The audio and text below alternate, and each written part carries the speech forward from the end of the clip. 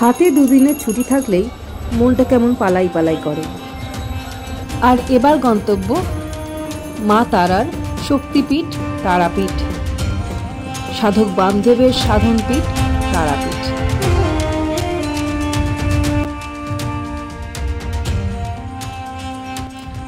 এবার আমরা 13053 কুলিক এক্সপ্রেসে করে হাওড়া থেকে রামপুরহাটের উদ্দেশ্যে 219 কিলোমিটার যাত্রাপথ পাড়ি দিয়েছিলাম। সকাল 8:55 সময় এই ট্রেন ছাড়ে হাওড়া থেকে। এটা যায় রাধিকাপুর পর্যন্ত।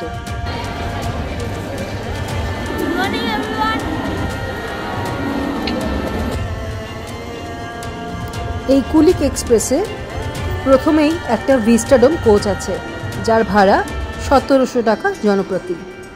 আমরা বুক করেছিলাম এসি চেয়ার কার, যেটার ভাড়া পড়েছিল 635 টাকা করে। হাওড়া থেকে এই ট্রেনটা প্রথমে গিয়ে দাঁড়ায় বর্ধমান জংশন, তারপর বোলপুর শান্তিনিকেতন, তারপর প্রান্তিক, তারপর সাঁইথিয়া, আর তারপরেই আসে রামপুরহাট। ট্রেনটিতে কিন্তু খাবারের অপশন নেই, তবে চাইলে খাবার বিক্রি হয়, ট্রেন থেকে কিনেও খেতে পারেন।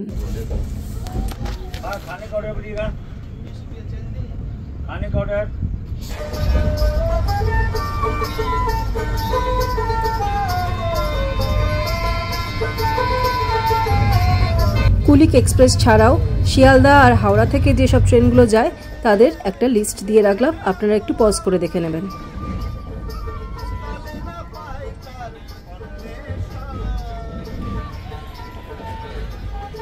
রামপুরহাট স্টেশনে নেবে অটো বা টোটো নিয়ে চলে আসতে হবে তারাপীঠ।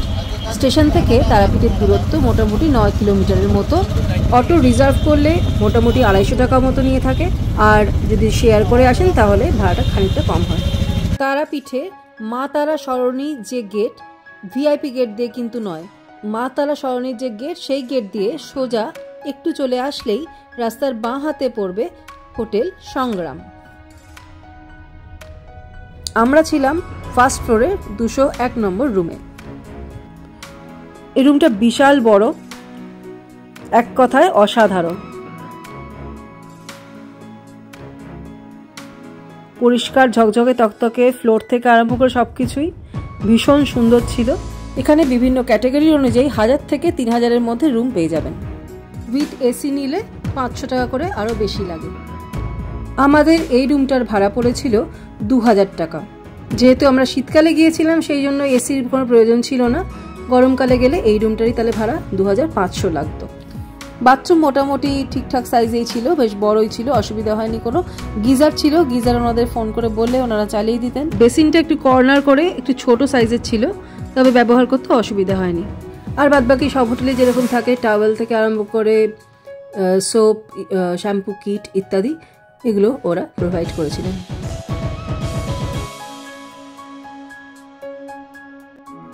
বেশ বড় একটা ওয়ার্ড্রোব ছিল। পড়কে পড়বে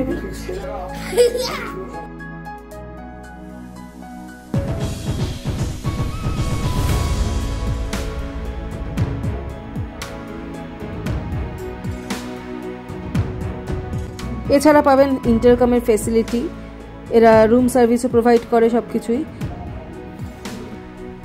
আর এই হোটেলে থাকার আরেকটা সুবিধা যেটা হলো পুজো দেওয়ার সুবিধা। এই হোটেলের যিনি মালিক তিনি এই তারা মায়ের মন্দিরের পূজারী, সুতরাং ওনাদের বলে দিলে পুজোর ব্যবস্থা ওনারা খুব সুন্দরভাবে করে দেন। রয়েছে ঘরের লাগোয়াই একটা খুব সুন্দর বারান্দা, বিশাল বড় বারান্দাটা দিয়ে বেরোলেই সামনে মা তারা সরণির রাস্তাটা চোখে পড়বে। আর এই যে বাদিক দিয়ে যে রাস্তাটা চলে গেছে সেটা ধরে মানে আস্তে আস্তে হাঁটলেও 2 মিনিটে আপনি মন্দিরে পৌঁছে যাবেন। এই হোটেলটি এখনো নির্মীয়মান পর্যায়ে রয়েছে, এখনো তৈরি হচ্ছে। এর ওপরের ফ্লোরগুলো তৈরি এখনো হয়নি। 2টো মাত্র ফ্লোর, ফার্স্ট ফ্লোর আর সেকেন্ড ফ্লোরটাই ওরা ব্যবহারের মতো করে ওপেন রেখেছে। পাশে এইখানে ভবিষ্যতে চিলড্রেন্স পার্ক, সুইমিং পুল ইত্যাদি তৈরি হবে। এই জায়গাটাতে লিফটও তৈরি হবে, যেটা প্রভিশন ওনারা রেখে দিয়েছেন। এই হোটেলটার প্লাস পয়েন্ট বা আমাদের চয়েস করবার কারণ হয়েছিল একমাত্র এদের লোকেশনটা। এদের নিজস্ব রেস্টুরেন্টও রয়েছে, খাবারের মানও মোটামুটি ভালোই ছিল। পুজো দেওয়ার ব্যাপারটা হচ্ছে আপনারা এখানে হোটেলে আসার পরে আমাদেরকে বলবেন, আমাদের এখানকার যিনি অনার আছেন নিজে মায়ের সেবাই, তো আমাদের ওখানে সব কিছু ব্যবস্থা রাখা আছে, তো আপনাদেরকে এখান থেকে যথেষ্ট সাহায্য করে দেওয়া হবে যতটুকু সম্ভব। হোটেলের যে নিজস্ব দোকান পুজো দেওয়ার জন্য, তার নাম হলো পুষ্পার্ঘ, আর যার মালিক হলেন পথিক মুখার্জি। এই প্রসঙ্গে এটাও বলে রাখি, যদি আপনারা এই হোটেলের পূজারীর সঙ্গে পুজো দিতে না চান, বাইরের কোনো পূজারী দিয়েও পুজো করতেই পারেন, কোনো অসুবিধা নেই।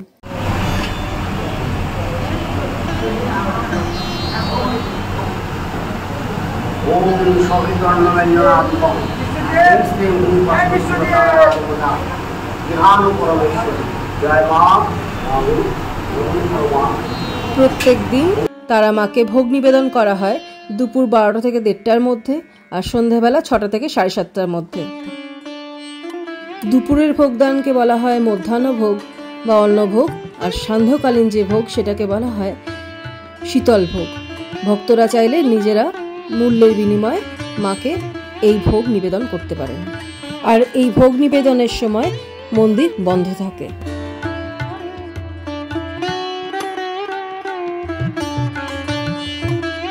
মধ্যাহ্ন ভোগে পোলাও, ভাত, বিভিন্ন রকম ভাজা, 2 রকম তরকারি, মাছ ভাজা, পায়েস, মিষ্টি এরকম থাকে।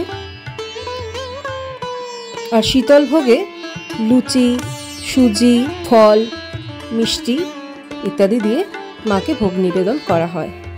এই ভোগ নিবেদনের বুকিং কিন্তু অনলাইনেও করা যায়।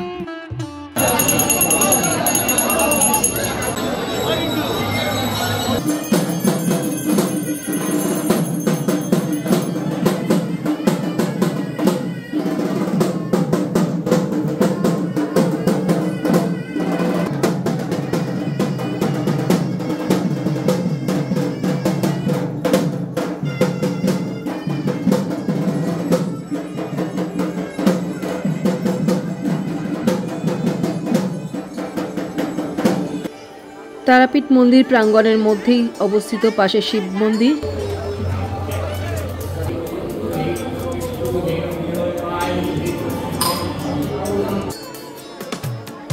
হনুমান মন্দির, সোজা রয়েছে জীবিত কুণ্ড বা জীবিত পুকুর, আর এখানে রয়েছে বামদেবের মন্দির।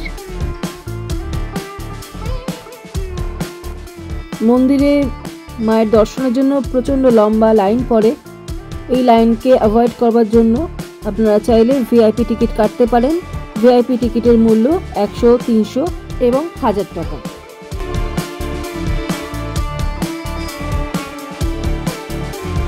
আর এই হলো তারাপীঠের মহাশ্মশান। এখানে এখন শুধুমাত্র বৈদ্যুতিক চুল্লিতেই দাহ কাজ করা হয়।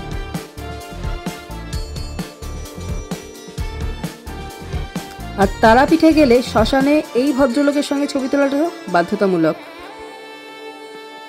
আর তারাপীঠে আসলে সাধক বামাখ্যাপার আদি জন্মভিটে আপনি দেখবেন না, এটা হতেই পারে না। মন্দির থেকে একটা টোটো নিয়ে 200 টাকা মতো ভাড়া দিয়ে চলে আসুন আটলা গ্রামে সাধক বামাখ্যাপার মন্দিরে। কত বললে এটা দাম? 1500 না? 1500, ওটা 500। এটা ফ্রেম নেই, বিশাল চওড়া, ওটা ভেতরে ডেপথ আছে বেশ। নিয়ে যাবো ওইটা, ও সামনে যেটা বললে ওটার দাম হলো 500। আরে পাশেরটা এই দাদা, এইটা কত দাম? মাঝারিটা, ছোটটা, এর পাশেরটা কত দাম?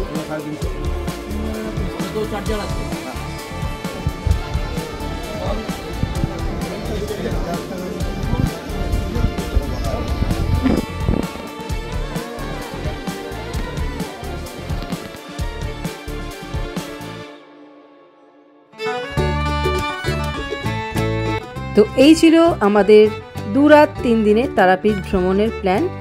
আপনাদের কেমন লাগলো অবশ্যই কমেন্টের মাধ্যমে জানাবেন। ভালো লাগলে লাইক করবেন, শেয়ার করবেন, সাবস্ক্রাইব করবেন এই চ্যানেলকে। ফেরার সময় আমরা মা তারা এক্সপ্রেসে করে শিয়ালদা অবধি এসেছিলাম।